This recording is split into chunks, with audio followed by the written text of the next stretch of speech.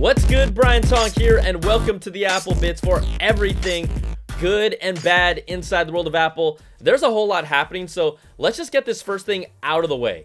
Apple has officially released a fix to the FaceTime bug with the release of iOS 12.1.4. Now, you can get it right now, and it also fixes a live photos vulnerability as well. The other good news, a few other vulnerabilities have been patched, and the teen Grant Thompson who discovered the bug will be compensated, and there will even be an additional scholarship put towards his education. And you know what? That's a good Apple. Yeah! It is. Now, Apple recently released the iOS 12.2 public beta, and the most buzzworthy feature so far, the release of 4 new emojis, including a giraffe. Hey guys, I'm a giraffe. Owl. Hoop, hoop, hoop, hoop. What a hoop. Crew, crew. Boar. Hakuna Matata. What a wonderful phrase. Hakuna Matata. Ain't no passing craze. And shark. Baby. And you don't know how tempted I am to use this with Baby Shark, but based on comments from the previous video, I'm gonna show some self-control. I really am. But the biggest boo-boo here comes to us thanks to Apple and AT&T. After the update had some users seeing the 5G E icon on their devices running the latest beta. And no, your phone didn't magically get 5G all of a sudden. This is AT&T's 5G Evolution network, their intentionally misleading name for their LTE network that's deliberately trying to trick people into thinking they have a 5G phone. Sounds like an honest carrier that's looking out for the consumer. Apple, don't be a part of this BS. And if you're really okay with this, yeah, you're getting a bad Apple. Boo! Come on, it's currently only showing on the XS, XS Max, and XR. But Apple, you have time to fix this. So come on, just fix it. Okay, and more iOS news coming later in 2019 to an iPhone near you.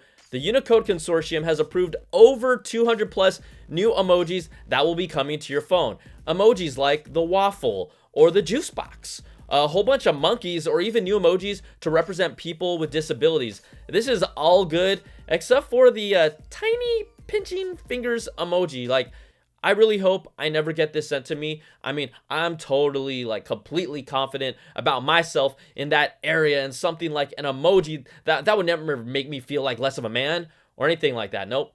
No. Wouldn't it all, I'm totally confident. Yeah.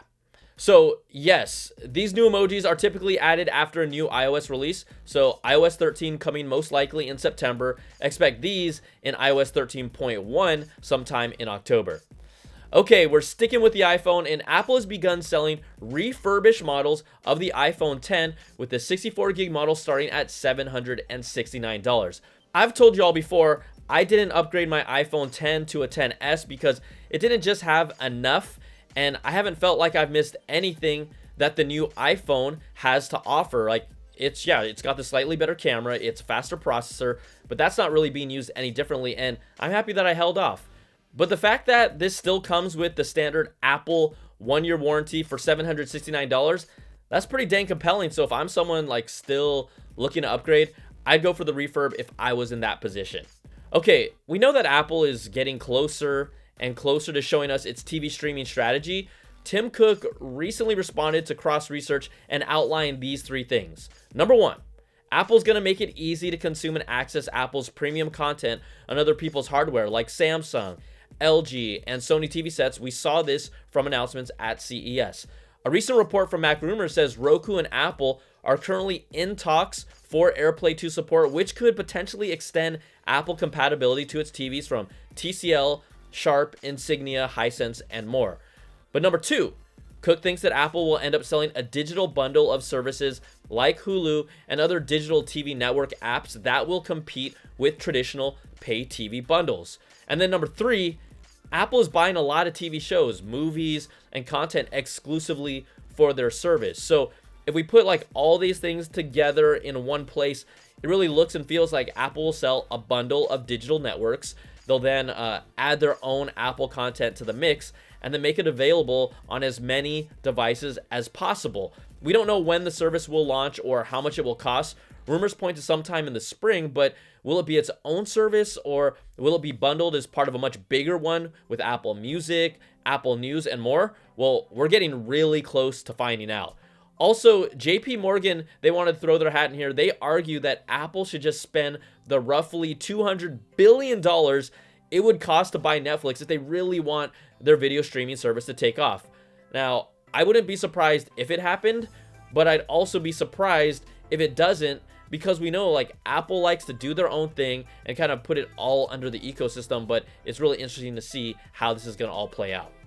Netflix is also finally bringing smart downloads to the iPhone and iPad after testing it last summer. You're probably already used to like downloading movies and TV shows for Netflix content on your phone or iPad, but it's a very manual process. You got to like add it and add each one. It's annoying, but I have first world problems, right? But now when you finish watching an episode, smart downloads will delete it for you and then automatically download the next episode for you without lifting a finger. It only works over Wi-Fi, so it won't eat up your cell phone data. And hey, Netflix, for that, you also deserve a good apple.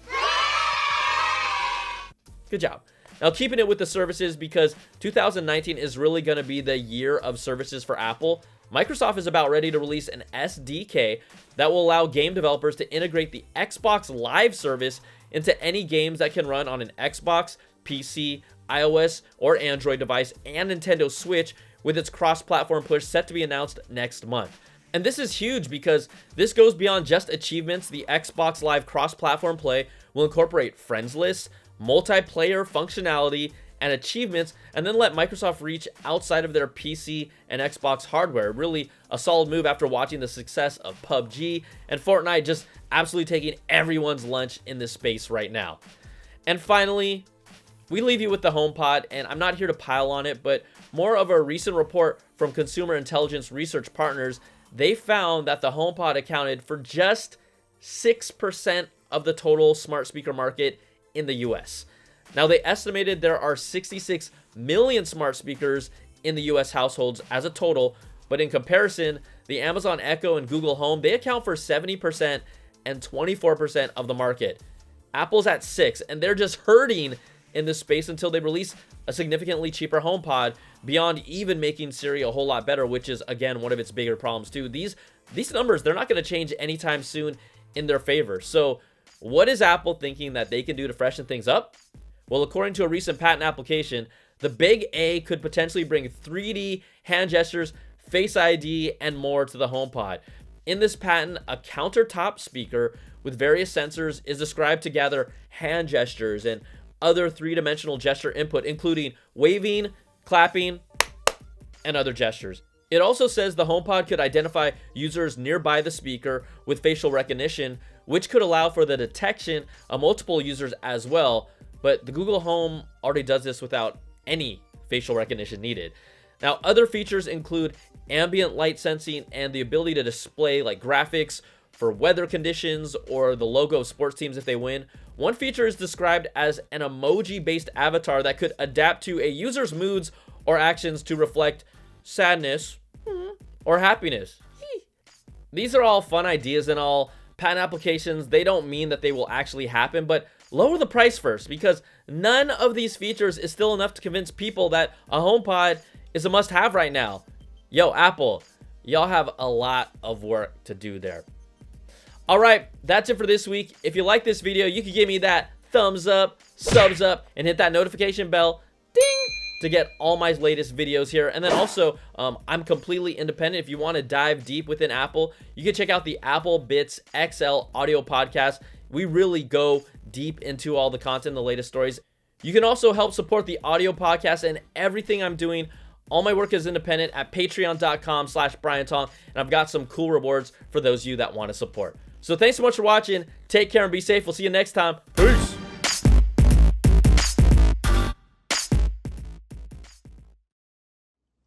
Baby shark doo doo doo doo doo doo, baby shark doo doo doo doo doo doo, baby shark doo doo doo doo doo, baby shark, baby. Ha ha ha.